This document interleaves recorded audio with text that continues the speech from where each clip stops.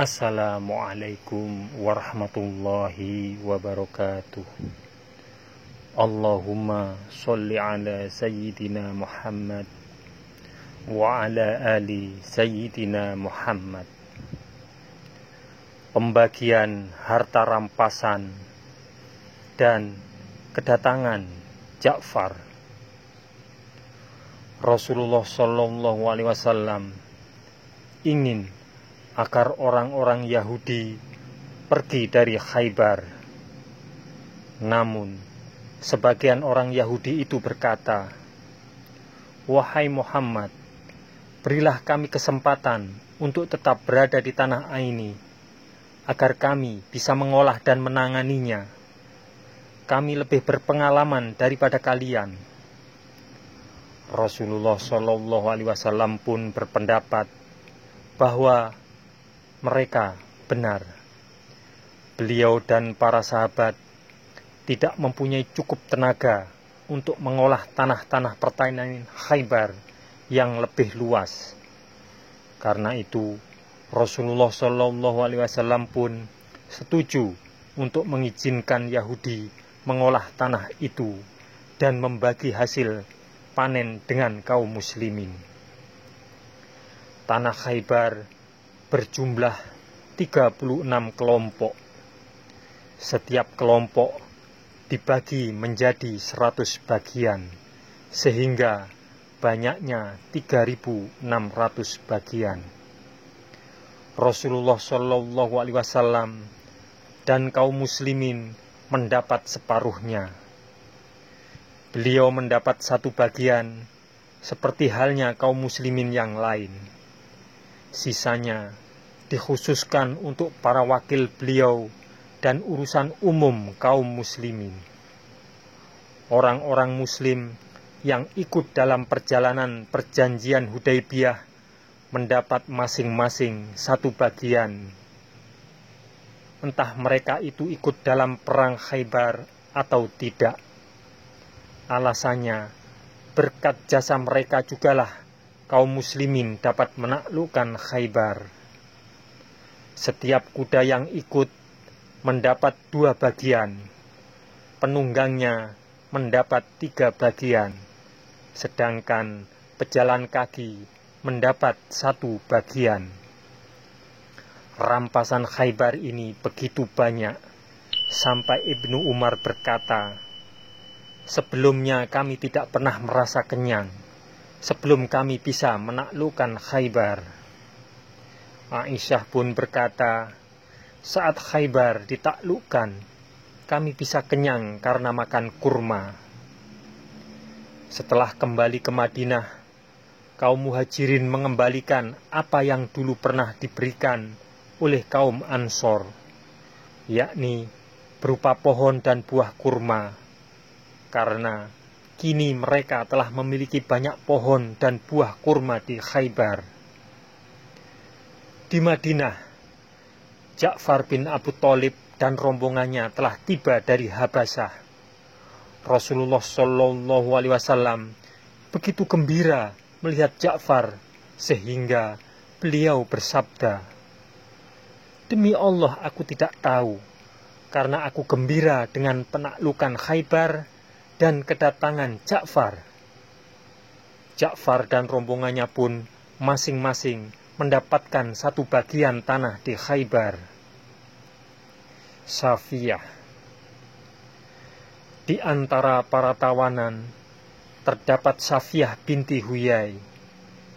Ia adalah putri Huyai bin Al-Akhtab, pemimpin Bani Nadir yang menghasut Quraisy untuk menyerang Madinah dalam perang Khandaq. Suaminya, Kinanah bin Abdul Huqaiq, dibunuh akibat berkhianat kepada Rasulullah Shallallahu Alaihi Wasallam karena menyembunyikan harta Bani Nadir. Safiyah binti Huyai diberikan kepada Di'yah bin Al-Khalifah. Namun, seorang sahabat merasa iba kepada putri bangsawan Yahudi itu.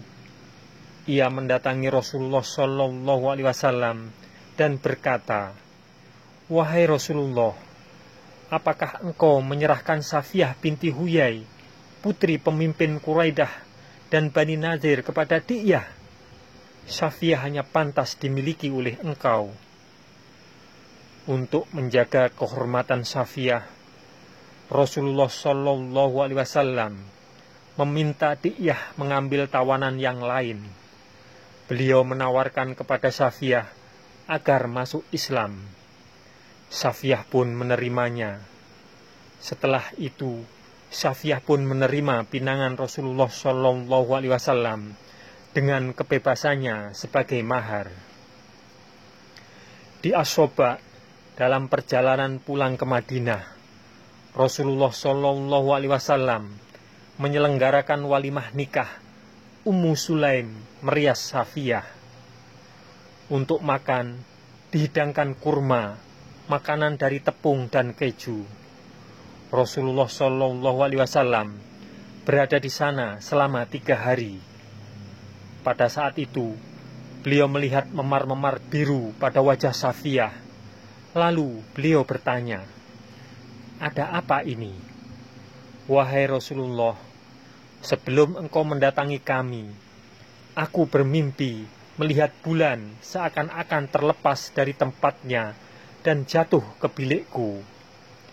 Aku menceritakan mimpi ini kepada suamiku, dan aku tidak menyebut-nyebut dirimu sedikit pun, namun ia menempeleng wajahku."